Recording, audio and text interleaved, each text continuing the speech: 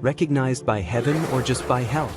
One of the most sobering truths in Scripture is that recognition in the spiritual realm is not the same as approval in heaven.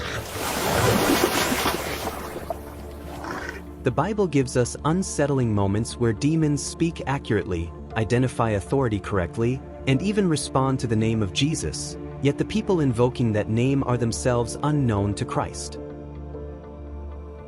In Acts 19, an evil spirit delivers a chilling assessment. "Jesus I know." And Paul, "I know, but who are you?" The demon recognizes real authority, not borrowed language. In Matthew 7, Jesus takes it further. He describes a future moment when people will confidently list their spiritual resumes, miracles, prophecy, deliverance, all done in his name. And yet his response is devastatingly simple: "I never knew you." These passages force us to confront a dangerous assumption, that visible results equal divine approval. Scripture dismantles that idea. Demons can recognize authority. They can respond to power. They can even speak theological truth. But heaven operates on relationship, not performance. The question, then, is not whether the name of Jesus is being used, but whether the person using it is under his lordship. Authority in the kingdom does not flow from gifting, volume, position, or success. It flows from union with Christ.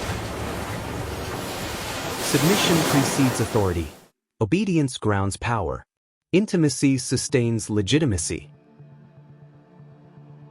This teaching is not meant to produce fear, but clarity.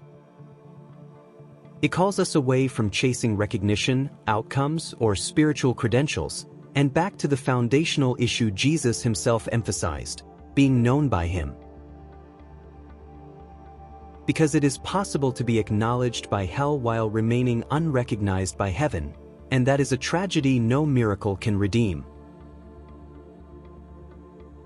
So we ask the question plainly and honestly: are we recognized by heaven, or just by hell? Jesus warned that people will stand before him and say, "Lord, Lord, didn't we do miracles in your name?"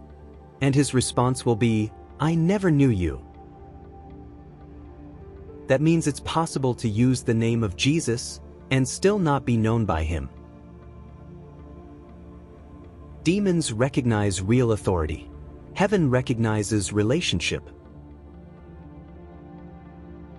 So the question isn't whether hell knows who you are. The question is whether heaven does.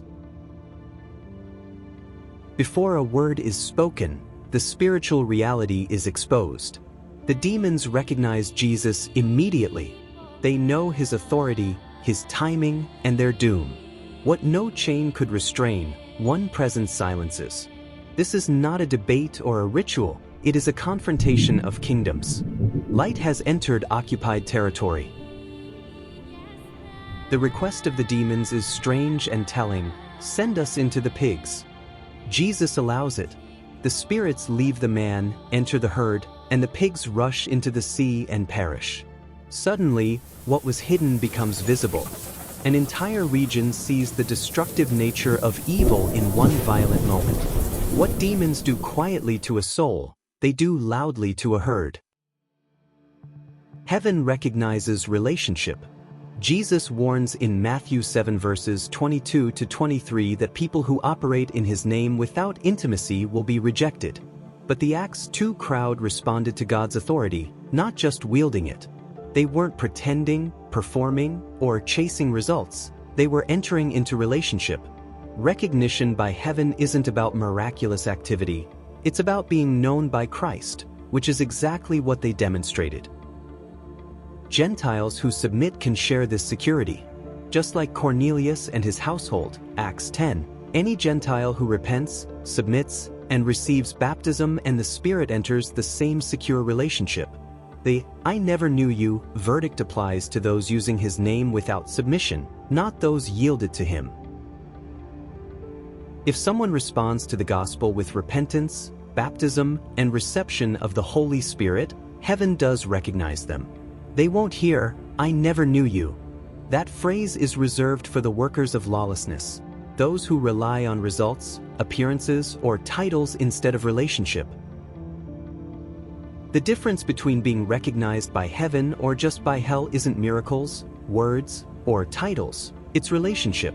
When we respond with repentance, baptism, and the Holy Spirit, we are known by Christ. Those who obey aren't rejected.